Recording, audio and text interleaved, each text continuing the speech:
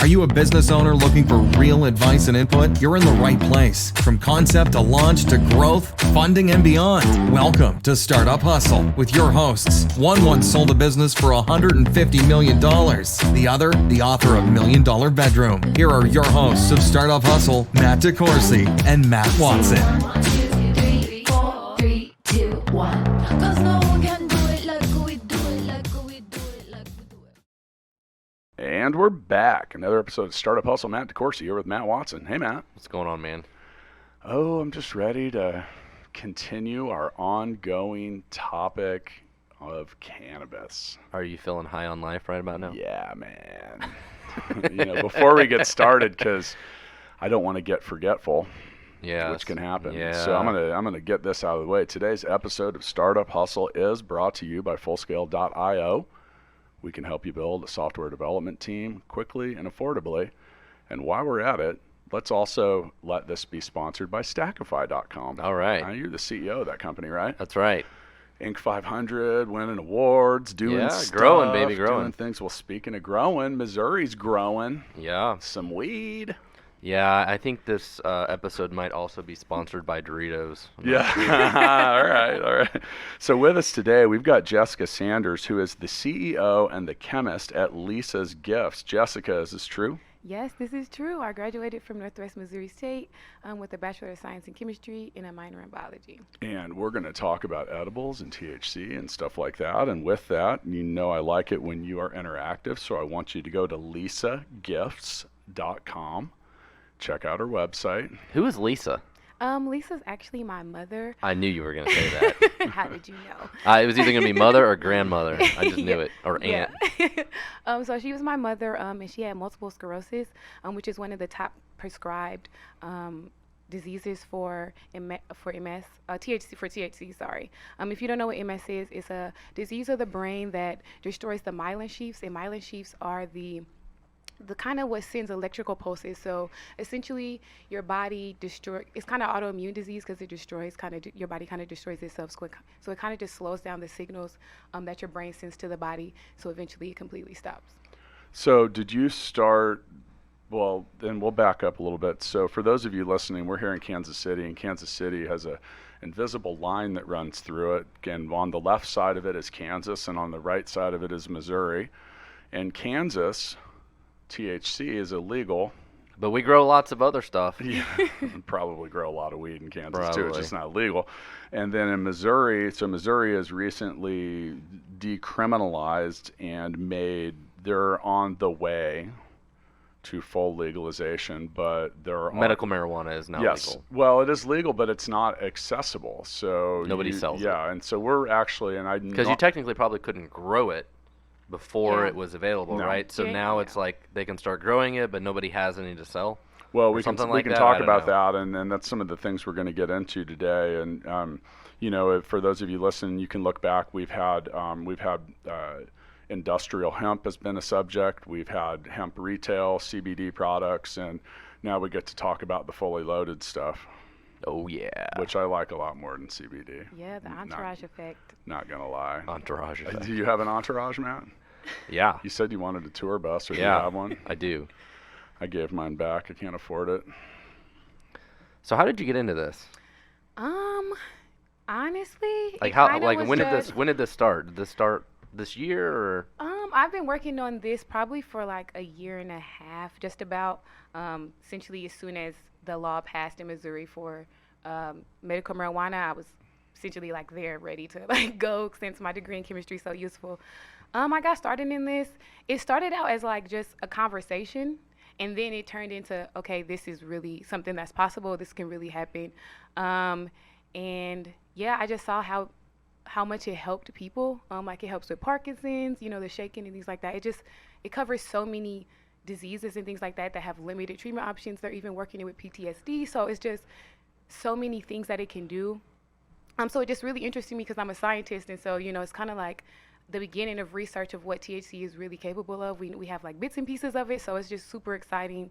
I've always loved science, and cannabis was just even better. I find that so I've got some background around this. As I mentioned in other episodes, I've been offered to be an advisor and I didn't actually turned it down in a couple different things that were cannabis related, and just like a business advisor, I just wasn't really. Actually, the reason I turned it down at the time is there's still some complications with the federal stuff. So there's certain times when, I don't know, different businesses and things that I want to do. I mean, you have to disclose what you're involved with, and that's not really possible. But with it, I've learned a lot about what's going on, and I think a lot of people are getting into the cannabis related side of startups for the right reasons. Some people, It's kind of its new, gold rush, right? the green rush Yeah, that's is what they call literally it. what a lot of people So call the- it. But hang on. So a lot of people are just getting into it because they like weed, Right. And they don't necessarily. And I've talked to a lot of people that don't necessarily have any clue what they're really getting into from a business perspective. So I've had a bunch of people be like, "Hey, I'd love to talk to you about the dispensary I want to open." And I say, "Well, would you own a liquor store?" And they say, "No." I say, "Well, it's kind of the same thing." Yeah, And that was one of the I was on a panel recently for Startling News, and that was one of the questions. A lot of people have this misconception about when you get into cannabis, you're instantly rich. You open a dispensary, now you're a millionaire, or that it's a really quick process, and it indeed is not.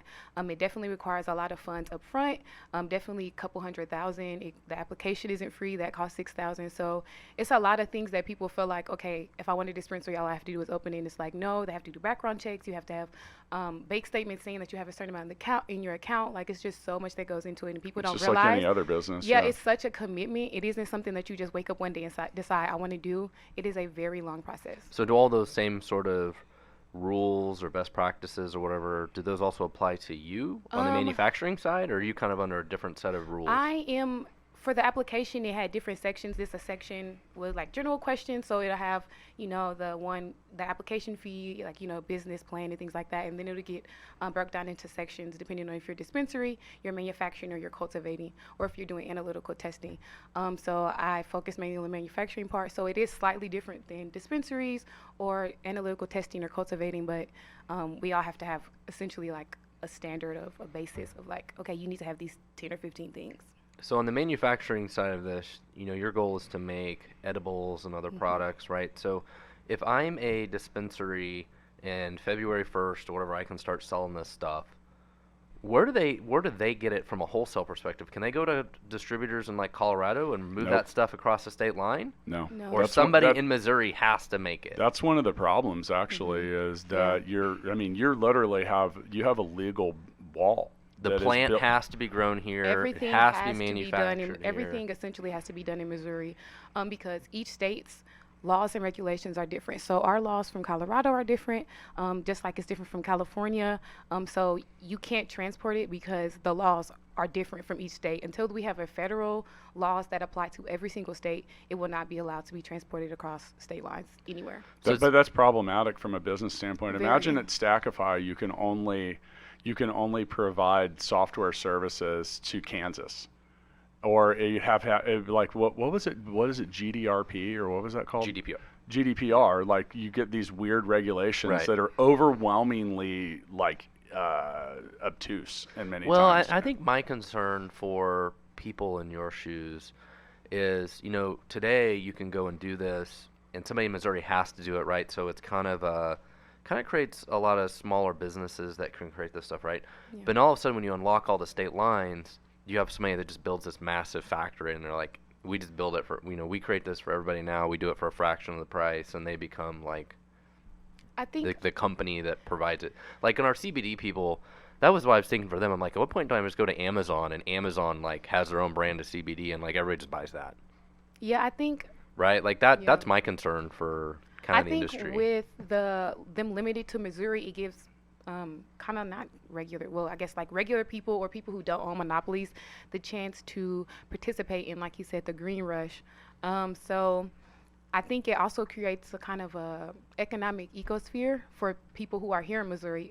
We have lots of talent in Missouri that are capable of cultivating great quality strains, just like Colorado and California.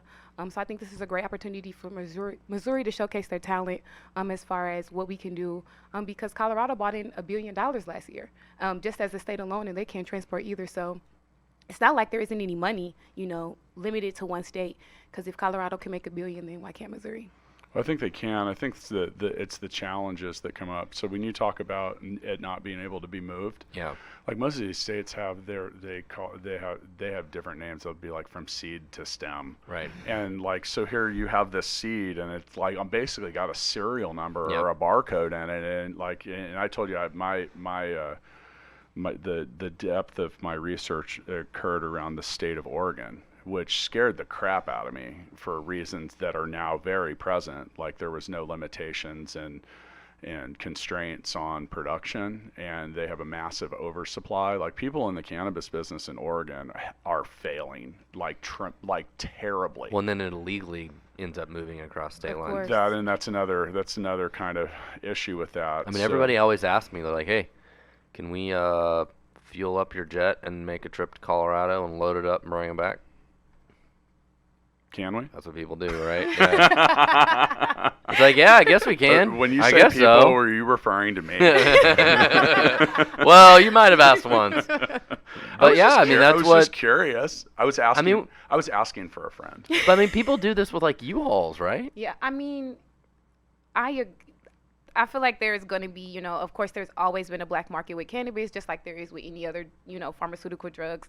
So I feel like the black market isn't going to be like, it's going to matter, but not. It's more of a much. gray market in a lot of Yeah. regards. Like because in Colorado, if we lived there right now and we were just living there, you could like rather than growing tomatoes, you could grow Right. like a 6-pack of plants, and I actually know people that do that. Yeah, and even here in Missouri, if you got your medical marijuana card, you can legally grow plants for yourself. So How many? I believe it's 6. Yeah, so it's a small amount. Yeah. So some of the restrictions that end up in there, and they what it does is it just requires this level of regulation that puts kind of a undue stress on the pricing. Yeah. So like and that was the issue I had in Oregon, was that they had the ability to produce this massive supply.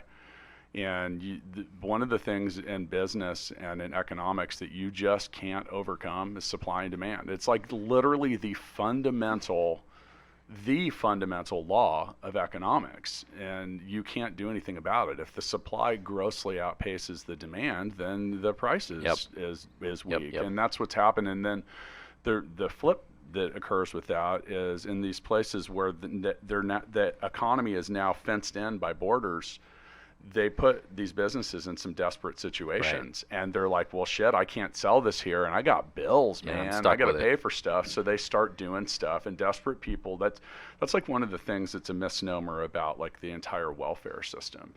Some people are, oh, I shouldn't be giving money to people that aren't working. Yeah, well, the fact is if you put a number of people in a desperate situation, they're going to do desperate things.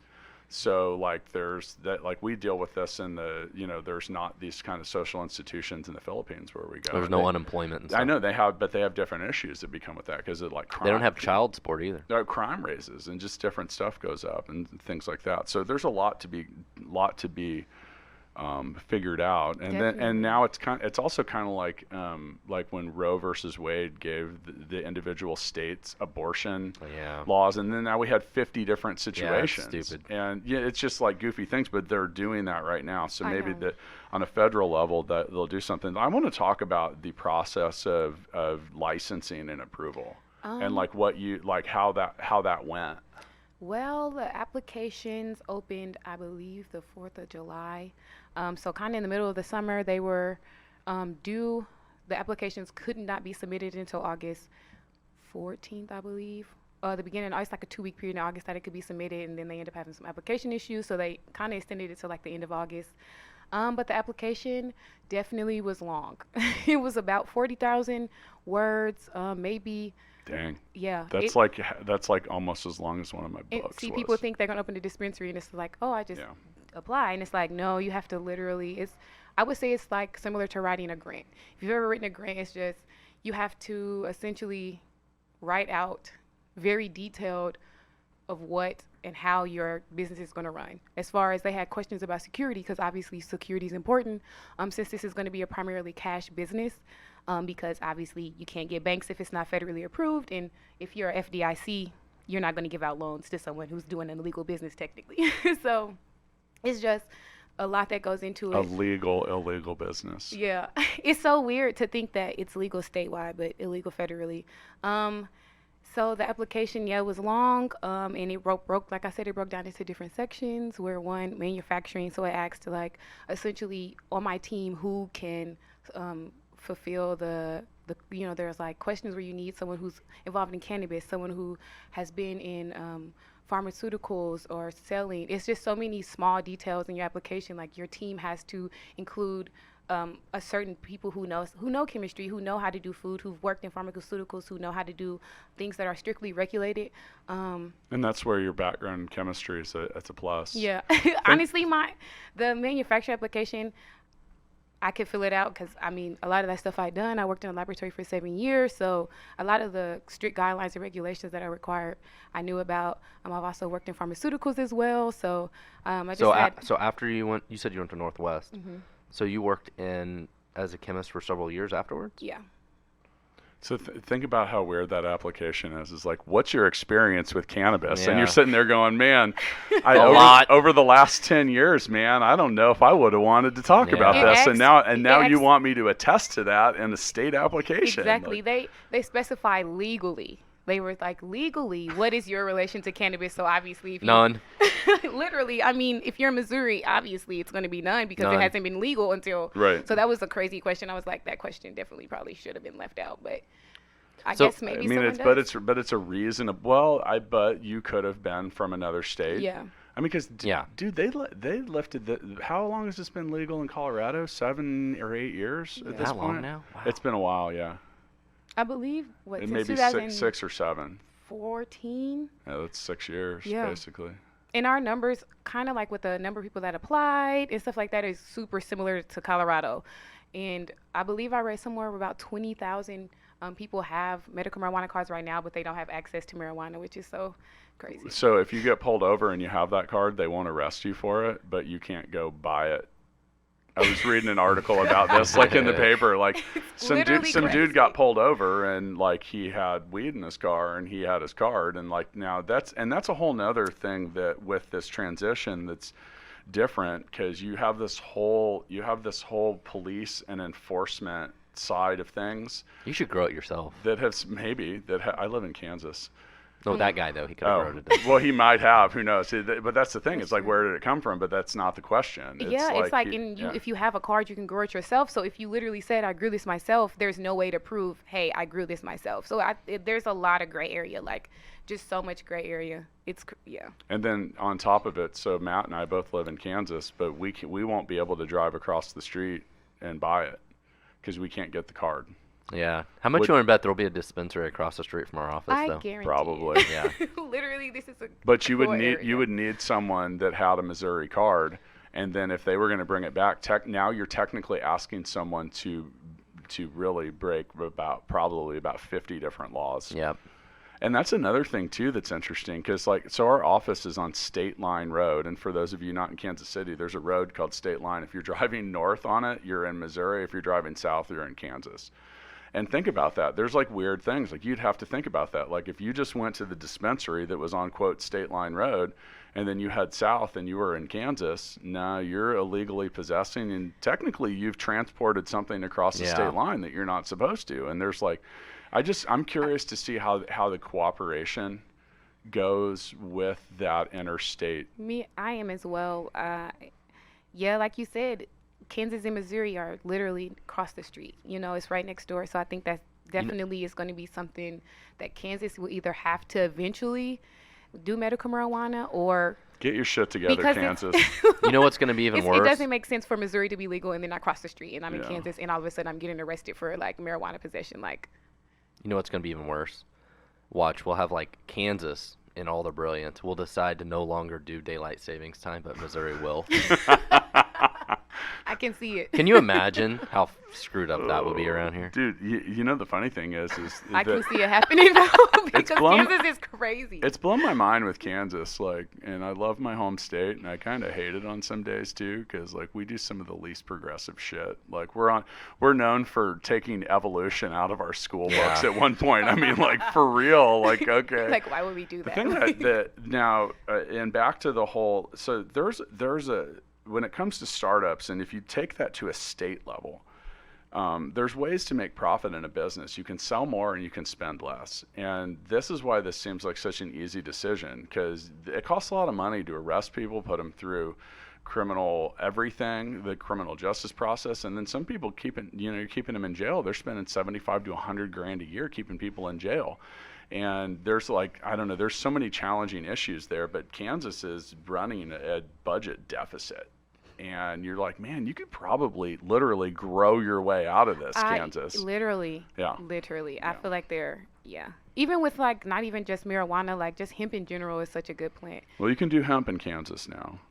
And that's what we were talking to James DeWitt from United American Hemp, but that's still challenging. And then that's the difference too, is like hemp that has no THC in it looks exactly the same as the good old sticky icky. Yeah, it's the cops looking at it in your car you get like, pulled oh over no, that's not weed. And they're like, Not weed. I'm pretty sure that And is. you're like, no, it has zero THC. Like, and they're like, sure it does, guy. And as they're slapping the cuffs on you. I feel like there's definitely needs to be more education about the difference between hemp and marijuana. Yeah. Just because, like you said, they do look the same, but they have completely different functions. And yeah, I think we definitely need to start with education, as far as like the police need education. Okay, this is the difference between hemp and marijuana. This is something, that you can arrest for, and this is something you can't. So I think education is very important. So as you work towards, you said you're a couple weeks away from getting like your official license, or Yes. so 2 weeks from now you get your license. We pop champagne bottles. Everybody's excited. Then what? Yeah, can we get invited to that party? Definitely. Then what? Might have some samples. Is there actually I marijuana like it. around here that you can buy and then use for your manufacturing? Or do we need to get a U-Haul and go get it for you? Like, what are we doing? How's this gonna work? When you say we, I know a guy. Someone. Yeah.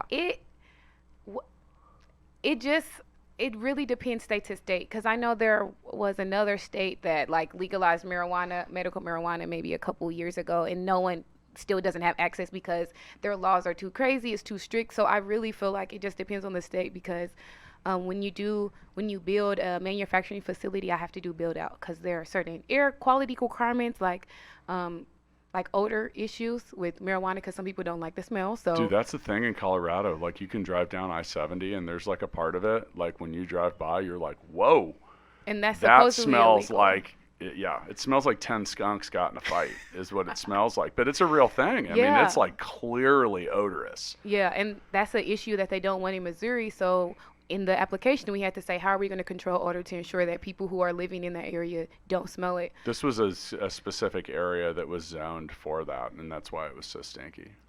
So you're sitting here today, and you really still have no idea what the future of your business looks like, or if I all have these laws are going to be a problem, or I like have how a you're going to do general this. idea, just because when you just do like your own research of how much it's going to cost to do a build out, how much is the air system's going to cost, because just like with cannabis manufacturing, it's so much different from any other manufacturing, because there are so many different aspects that go into it. The build out probably going to take 3 to 6 months realistically, just because it has to obviously have a kitchen, and it has to have the things so I can create cookies and different type of edibles and brownies and gummies and chocolates and things like that. So and even drinks and things like that. So I would give it probably 3 to 6 months from now. I'll have a place where you can even tour. I definitely want tours to come in, test tasting samples, things like that, trying products. But when you say tourists, if they don't have a card, they can't come in.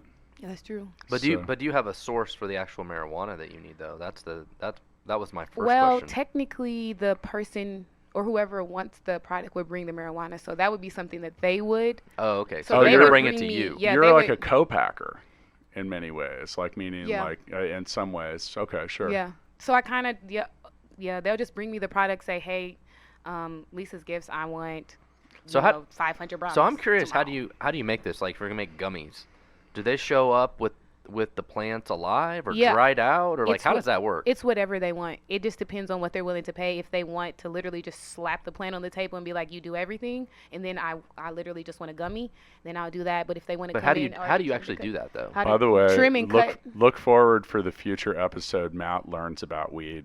Yeah. So you take the leaves, they're not dried out, Um, and then what? How does this work? well, I'm you- just curious. How do you make? How does this work? Well, they have there are specific people that go and trim and cut the plant. Some Okay. companies have trimmers, some companies don't. So they'll trim, cut it. You can freeze dry it, or you can literally set it out for a certain amount of time and dry it. So it has to be dried. Yes. Okay, so they dry the leaves, and then you get them, and then Yeah. how do you just grind them well- up and put them in something, or like how does this work? Well, I will grind them into a certain consistency because in order for basically the process I'm using It is depends super on critical. what you want to make. Yeah. Teach me. specifically- I'm interested. Okay. I Well, mean, are you just like making some brownies? I'm just curious how it works. So let's say yeah. we're gonna do I mean, you just brownies. grind up the leaves and sprinkle them in some brownies, or how does this work? You grind up the leaves, Well, and then you you'll could do that, but it might not be Good. It It might wouldn't not be good. as good. Yeah, I'm just You'll curious. get how does this high, work? but it won't be good. So basically, I'll taste take good. the leaves, grind them, then I will use supercritical fluid, supercritical CO2 fluid, and kind of extract it from Pull the THC out of the pull leaves. the THC also as well Okay. as terpenes and flavonoids. Things like terpenes and flavonoids are definitely what people want in their food. So some processes I have to take it out to make sure I get all the THC, then put them back in. It's just so essentially I'll make an oil and then I'll add that into the brownie batter Okay. mix like a regular butter. You would like a regular butter or anything like that. And that's how you kind of create it. So ultimately, that's what you have to do is take the leaves and get an oil out of it. Yeah. And then you take the oil and use the oil in You could all use the other vape things. pens, concentrates, oils that Dude, you there's can literally literally take. like an unlimited amount of Literally. things that Once people you get make. the oil. So I'll Yeah. give you Okay. an example. So I'm I'm learning. No, sure, You sure, know, sure. And, I'll and give- all of our listeners, I'm sure none of them have ever done marijuana. They've never made THC oil at home before. I haven't, but a few years ago when I was in Colorado, and like I mentioned, I was like, I'm all for legalization. I just think it's kind of dumb that we haven't embraced this because people, it's like a war we're not going to win. So, but with that, when I was in Colorado, I was there with my buddy, and I was like, dude, take me to a dispensary. I want to see what this is like. We went in, and I actually bought. He was like, you got to try these gummy products. So like a peach ring, like those like little peach ring candies. Yeah, I went to the store the other day and I got some penguins that were that way. And my son was convinced that penguins taste like penguins, Peaches? but they were actually peaches. Yeah. So that was penguins taste that was very good. actually what we bought, and we had just like a little thing, and it had like 5 of them in there. And when I ate it, it did not taste like. Yeah. It did not Tastes like penguins. It You did, can't It taste tasted them. exactly like penguins. yeah. You shouldn't be able to taste any. It's not like smoking it, so you won't get that aroma or those different flavors that come out when you're smoking it. It'll literally just be like you eat it like a regular brownie, It and next didn't thing you taste. know, you're knocked out. Now, all right, fine. Yeah, I mean, I've used cannabis enough to feel that I'm probably a fucking expert. Why not? But it's a different process, like eating it and smoking it. Yeah. For most people, produce 2 different feelings of euphoria. 100% 2 different And feelings. the problem is with edible. 2 different feelings or just the delay? It's different feeling. different feelings. Well, they're similar, but they can They're- be a little different. Basically, with smoking marijuana, you only absorb 20% of the THC versus when you eat it, it is 80%. So you're going to get Oh. a different high. But when you eat smoke it, dude, you're high. you still get like high. right then. Like you still Very get quick. high. When but you the, eat it, you're waiting 30 to 60 minutes for it to kick in, and it also which is lasts part of longer. the problem. Yeah, it lasts longer when you eat it as well. You end because- up in the fetal position because you ate the whole pan of brownies. Dude, I know. Because you didn't think it was working. Well, that is a problem. But another issue too is I've known a lot of people that, okay, by the way, half of this country uses cannabis, Literally. or on at least once a year, which is all right. That's a lot of people. Yeah, it is. I mean, you're talking So- about 150 million people. Yes, exactly. So with that, some people don't react well to edible products, meaning like they freak the fuck out. Yes. And they don't handle it well, and so they will try that, and it's not about overconsumption. It's just it's a different thing. Yeah, I have multiple friends who cannot use cannabis simply because they get It's called anxiety-induced panic attacks. Yeah. As a result of using They cannabis. really do. They freak And out. it's like they don't, everyone else gets relaxed and chill. They're just like panicky. So I think it's definitely important to, if you're trying marijuana for the first time, please take it in small dose. I think dosing is important. Yes. And be around people that if something happens, you're going to be taken care of. Because you don't want to go to a party, have an anxiety attack, and then none of your friends are around, and you're in the bathroom crying in the shower. Like. And dude, that happens. I've done that, yeah. So that's a real thing in Colorado, and if you want to entertain yourself, but maybe And you end up naked in the shower, but right? maybe understand this you're could be fully serious. clothed with a shower on. Look, Oh, I was naked in somebody else's house in the shower, yeah. that's not. But you've never even tried THC, so. Well, that's just how I imagined it. Oh. Yeah. You're It That's how I happen. imagined it. You're projecting. I ate the whole pan of brownies. I ended up in somebody's bathroom Yeah, naked Well, in the let's don't shower eat those. let's crying. talk about that for a Yeah. second, because all right, so this gummy that I ate was 10 milligrams of THC, which would get you pretty buzzed. Now, with that, You eat one, and like 3 minutes later, you're like, no, but that's what some people do. They get a little Yeah. overly aggressive. They're like, dude, I know how to handle it. And It's they been eat, 10 minutes. They, I don't feel anything. Like, they- no. they eat like a whole handful of them, and then an hour later, they're pretty fucked up. it's like my buddy who Yeah. once he drinks one beer, drinks 24. Are you talking about me? No. Oh. But no, there But are. it's people Yeah. but there's a lot of people that struggle with the same, like even with beer, Yeah. like they don't know when to stop. Yeah. Like, no, you drink 3 I think- beers and then you stop, dude. I definitely think with cannabis, it's important, just like any other drug, to know your limits. Yeah. Do Yeah. not, people think that, Well, I'm just going to respect do a whole bunch. respect the power of what it can do. It's Yeah. like the same. Well, beer not so much, because beer will like literally come back out Yeah. if you drink enough of it fast enough. You're just gonna like yak foam. But some people, everyone's seen it. Someone thinks they're being cool, and they take like 6 shots in a row. Yeah. And then see what happens. And They're like doing you're crazy pretty. stuff. You're You pretty end wet. up in the shower naked. Because you don't respect the, for different reasons. Puking. Yeah, because you're covered. And then you had to take your yeah. clothes off and take a shower because of the puke. Yeah. So with that, but these are things I've done that, this. and I don't have a problem with the fact that Maybe these not. happen, because you compare alcohol, and people do dumb shit with alcohol they all do. the time, man. It's like the same thing. Like there's really no difference. Or even there. with like prescription medications, Yep. like there's a God, issue. It's a whole nother subject. I know. Issue with people, taking, Xanax and things that prescribe to other people because they're stressed out Yeah. or thing. And I'm like, see, you don't even know that was a specific medication prescribed to them, not to you. So your body's going to react to things differently. Everybody's body is different. Everyone's metabolism is different. Their weight is different. I'm sure if you're 250 pounds versus someone who's like 120, cannabis is going to affect you differently. So I think it's important for everyone to kind of just take their time with She's it. talking about me again. Just take your time I'm with getting it. paranoid over here, Yeah. man. I shouldn't have eaten those edibles before the show. I'm just kidding. Maybe. Just kidding. No. Well, this is exciting. A couple weeks from now, hopefully somebody shows up with a U-Haul full of marijuana, wherever it came from, and you can make some brownies for us. Dude, I was really I really found it interesting, and it's been a while since I did the research, but there's a high level of efficiency that these states have. All right, so there's like the bud, like the flower, as they'll call it, and that's what people like to smoke. But there's been the whole industry and utility has been created about all the other parts of the plant, Yeah. and that's where the chemists like Lisa Yeah. or like Jessica come in.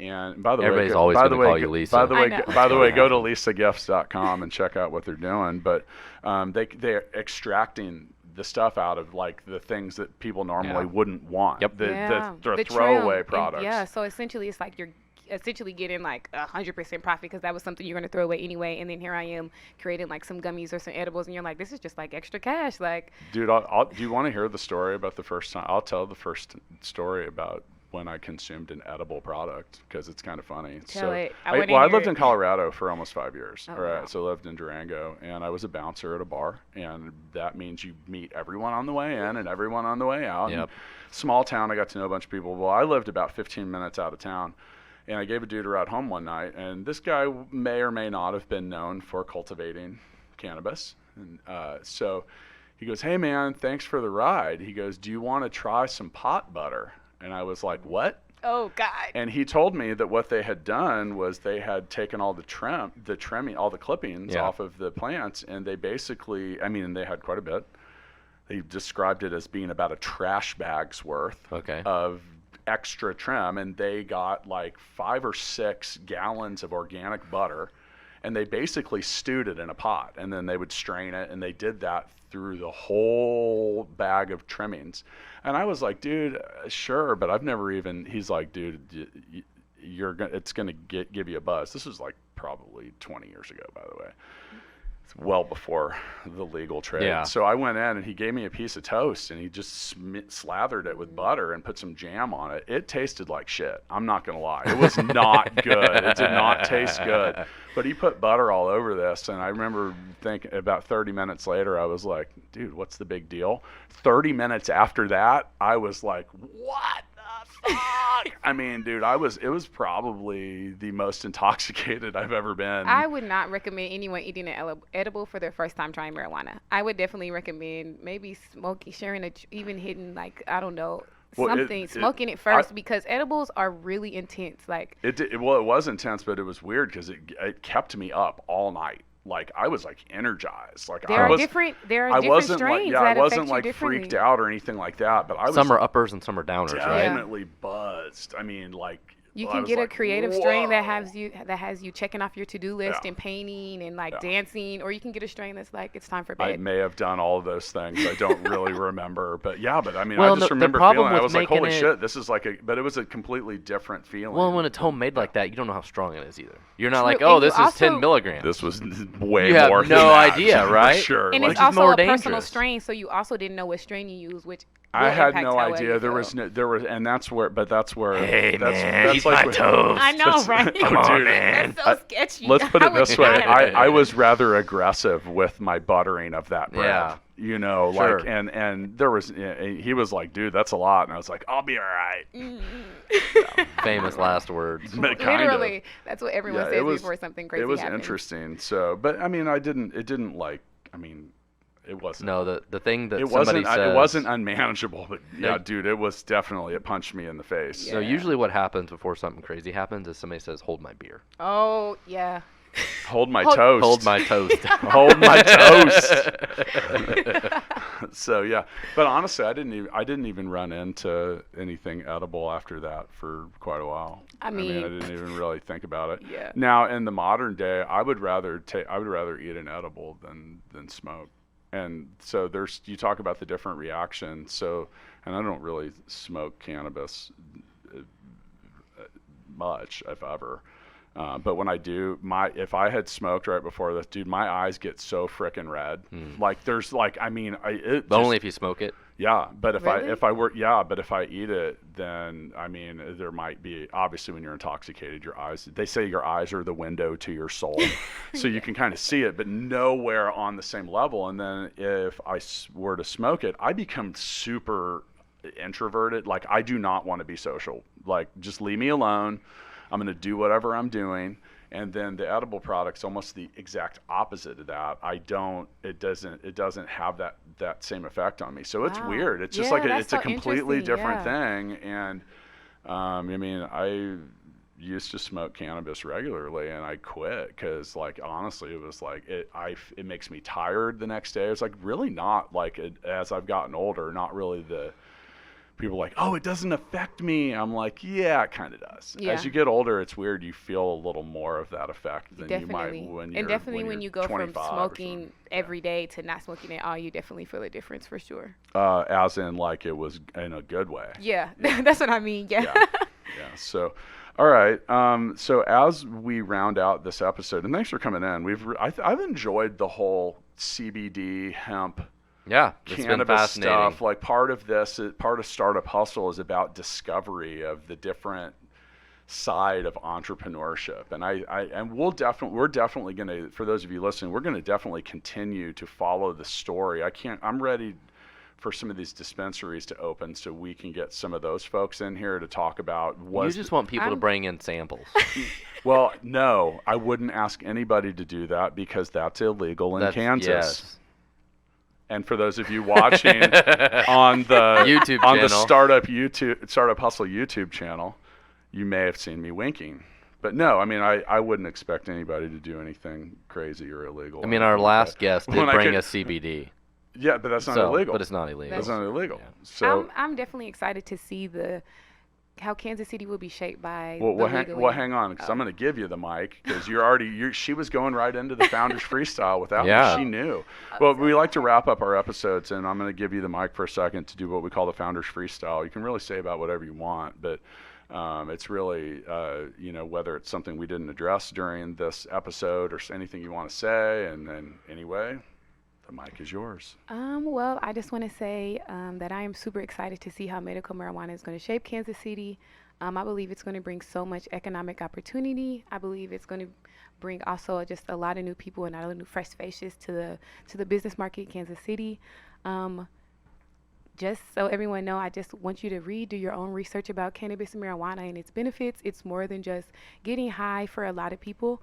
For a lot of people, they literally use it as medicine to treat PTSD, anxiety, insomnia, depression, multiple sclerosis, Parkinson's. It's used for so many different diseases. So do your research. Also research terpenes. A lot of people who smoke marijuana or use it frequently don't understand what terpenes are and things like that. So just do your research, read up, and you can also find even more information on terpenes about cannabis extracting at Lisa's Gifts Facebook page. So visit us. Matt? Yeah, I think all of this, the green rush, is very fascinating as an entrepreneur, and like you are able to look and say, you know what, I think I can do this. I see that the state has passed the law. I live here. I live in Missouri. This is an opportunity for me. Definitely. And I can jump on that kind of bandwagon and hopefully have some success. So good luck to you, and Thank you. let us know in a couple weeks when we can pop the champagne and try the brownies or whatever it is we're gummies or doing. anything. Are you really going to do that? Are you Maybe. really? I've honestly never had Can you marijuana try my before, so- products then? Sure. Why not? Be your first time. I'll make sure it's Yeah. something delicious. I'm a virgin. Feels like the first time.